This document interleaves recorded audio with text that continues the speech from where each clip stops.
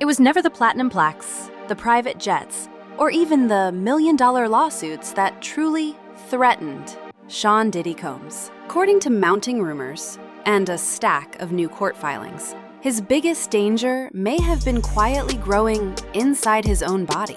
For months, whispers of an unspoken health crisis have chased Combs from lavish, freak-off hotel suites to a locked dormitory in Brooklyn's Metropolitan Detention Center.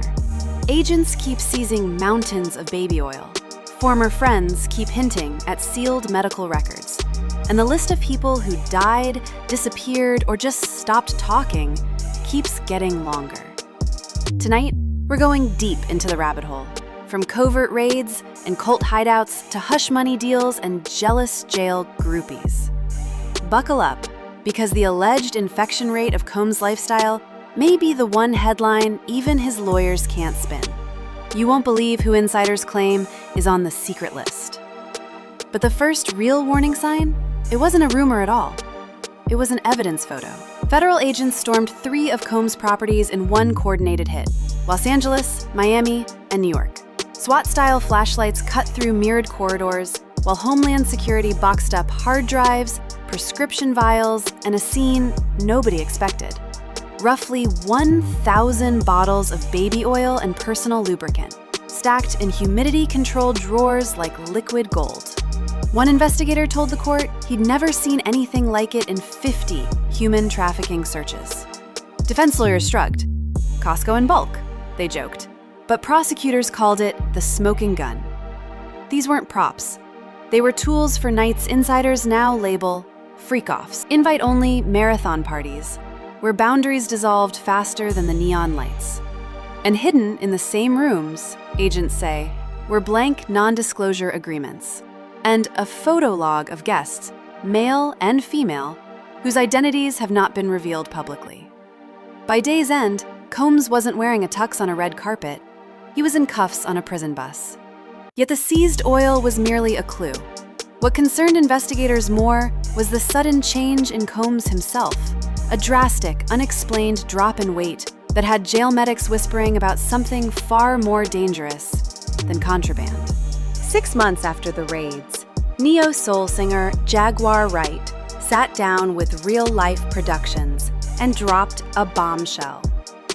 Puff is battling HIV, and he's facing it head up, she claimed, adding that at least 20 other male industry elites were walking around infected.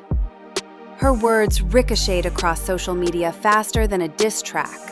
When Combs shuffled into his first court appearance, noticeably slimmer and sporting what bloggers called a sallow glow, the rumor mill went nuclear.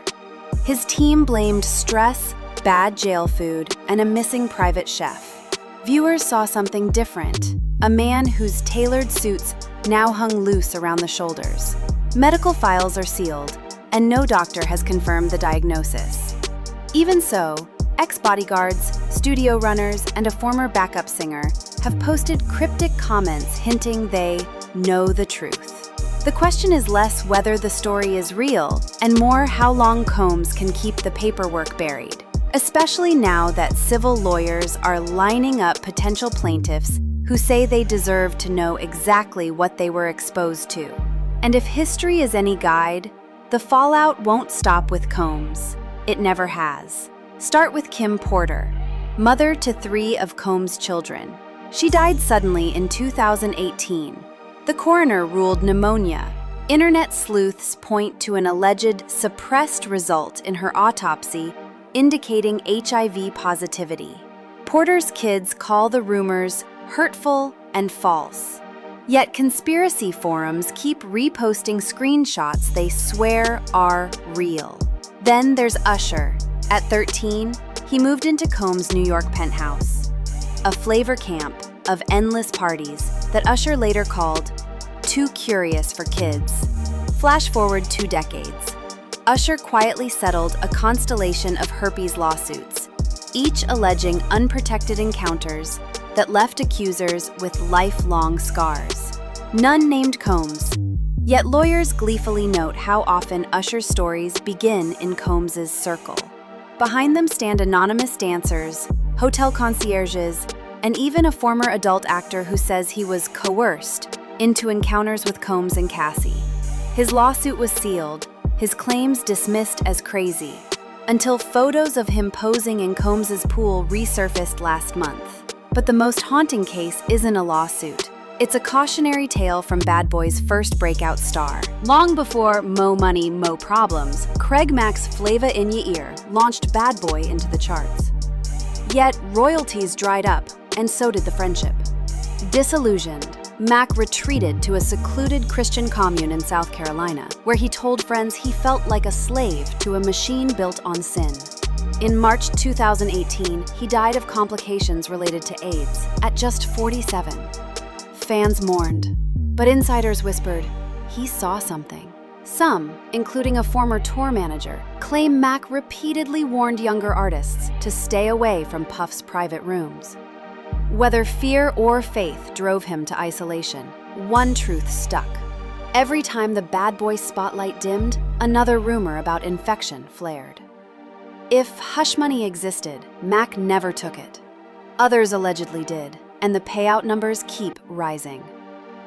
Federal filings outline how Combs' accountants labeled certain wire transfers as consultant fees, yet investigators say they were payoffs.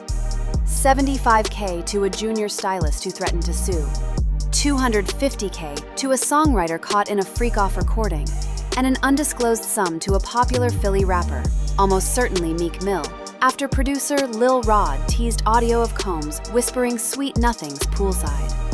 When the rumor storm hit, Meek tweeted that his voice is too powerful and offered $100K to trace the smear campaign. Critics called it preemptive damage control. The tweet disappeared hours later, but screenshots live forever. Yet not even cash can stop the gossip inside a cell block, especially when the inmates smell power.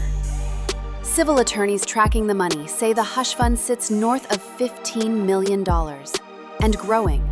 Each new accuser ups the leverage. Each viral hashtag unearths a fresh, confidential settlement. Brooklyn's MDC isn't exactly a party hostel, but according to multiple former inmates, Combs has a fan club fighting for the privilege of folding his blanket. Journalist Lisa Evers spoke with one ex-cellmate who claimed men grew jealous if another dude got to make Puff's bed. Another source told podcaster Teray that Combs strolls the dorm, urging folks to smile, like a motivational speaker in slippers. Prison rules forbid conjugal visits for pre-trial detainees, but that doesn't stop covert gropes in hallways. Or so the rumor goes. And if Wright's HIV claim is accurate, the stakes skyrocket. Protection is scarce, medical testing slow, and nobody wants to be the next headline. All of which feeds directly into the courtroom narrative that prosecutors are weaving. A narrative about power, exploitation, and potentially irreversible harm. After 29 days of blistering testimony, everything from Cassie Ventura's tear-stained timeline to a forensic analyst's baby oil slideshow, the jury reached verdicts on 4 of 5 counts, convicting Combs on sex trafficking and transportation charges. They deadlocked on the RICO conspiracy, for now. Sentencing guidelines already point to a minimum 15-year stretch, with life on the table if any fatal infection can be traced back through his alleged misconduct. Civil lawyers smell blood in the water, wrongful death filings from Craig Mack's estate, personal injury claims from Jane Doe's, who say they left freak-offs with blister packs of antivirals, and potential class actions by unnamed inmates. Legal scholars compare it to the R. Kelly meltdown, only bigger. If even one plaintiff can prove Combs knew of an STD and failed to disclose, punitive damages could dwarf his reported $850 million net worth. Bad Boy Records might survive in streaming numbers, but its founder could spend the rest of his days fighting bankruptcy and blood tests. Which brings us to the most disturbing question of all. For 3 decades, Combs built an image of unstoppable hustle. Can't stop, won't stop. Yet the hushed settlements, sealed medical files, and shadowy bedroom tales say otherwise. The evidence photos aren't platinum plaques, they're boxes of baby oil. The testimonies aren't red carpet shout-outs, they're trauma confessions. And if the HIV whispers prove true, The damage is viral in more ways than one, spreading through bodies, bank accounts, and the trust fans once offered a hip-hop titan. So, how many lives intersect that secret list? We may soon find out under oath. Until then, remember this tale when someone brags that money buys freedom. Sometimes, the bigger the bankroll, the louder the silence, until it finally cracks. Drop your thoughts below, smash that subscribe button for the next jaw dropper, and keep your eyes open. The story isn't over, and the next revelation could hit any day now.